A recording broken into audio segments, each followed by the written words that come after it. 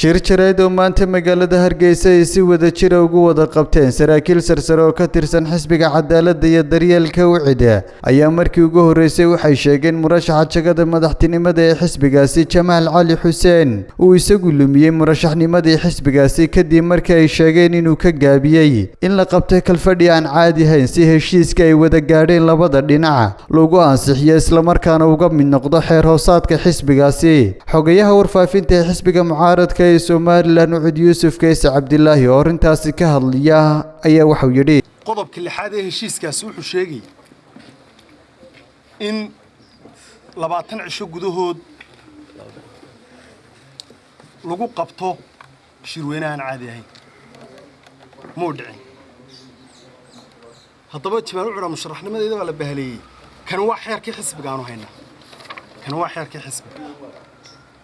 xisbiga iyo heshiiskiisu way wada socdeen in mar wax laga wada bedelay heedo shirweynahan caadi ahayn gola dhaxadee ma bedelo xeerka xisbiga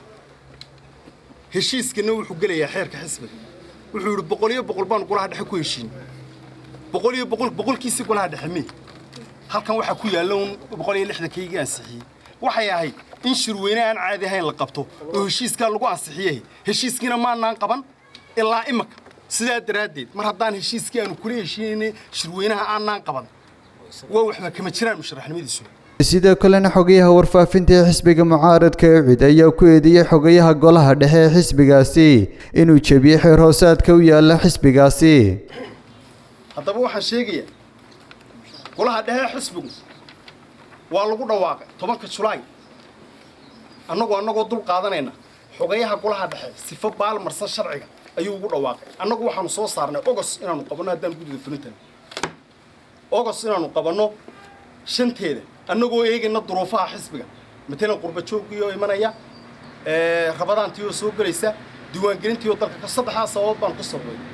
isagu ku dhawaaqitaan buu leeyahay awood uma laha waxaan annagu soo gudbinay inuu suuq wax ka bedelo xogayana waxaan leeyahay wuxuun baa lagu sheegaa wax akhri horta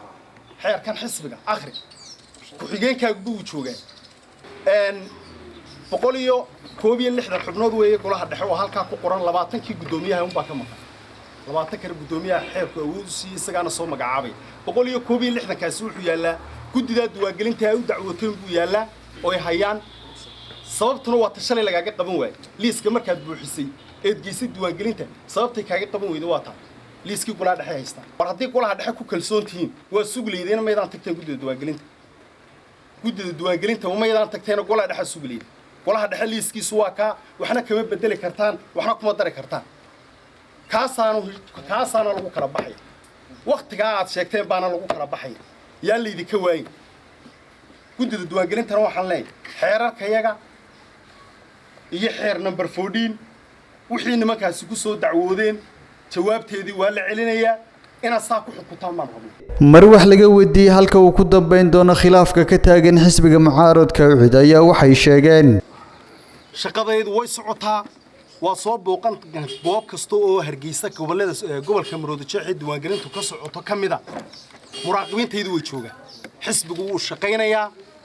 wuu soconayaa waxa la leeyahay wax dhulka ka yaalaana ma jiro shirka golaha dhexe uma suganaa la qabanayo Julaay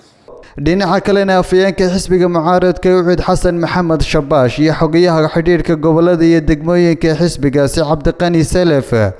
oo iyaguna warbaahinta la hadlay ayaa waxay si kulul uga jawaabeen eedeymo kala duwan ay u soo jeediyeen murashaxa jagada madaxtinimada ee xisbigaasi qodobkan ku labaynaya waxa weeye liiska golaha dhexe ee kulmiye iyo Ucud waxa yaalaan komishinkan uu dacwooday markuu igu tilmaamayo leeyahay ninkan afayeenka sheeganaya waa golaha dhexe kulmiye ee beenta inta leegu sheegayo waxaan leeyahay gudida komishinka arrinka kama harayo liiskiina idinka haya been abuurka inta leeg ninka sameynaya ummadda madaxweyne ma noqon kara waxaan si xasuusinaya Xuseen Xasan Badmaan gurigaaga iyo jaarkaaga ayaa waxa tahay kugu filan oo ku garanaya markii laga yaabay masaajidka laga soo ashkatiyay oo jameecad dhan baa kelida kugu soo baxday say adiga diinta wax kugu sheegto marka adigoo jameecad dhan lagu dalbaday ma odhan kartid Faysal Al-Waraabo waxba ka gaaraynin diintu ka baxayo waa diin laawe khilaafka muddooyinkii u dambeeyay ka taagnaa xisbiga mucaaradka UCID oo ilaa hadda aan wax xal loo helin ayaa isagu maalinba maalinta ka dambaysa sii xoogeysanaya walow soo aan la garanaynin halka uu saldhigi doono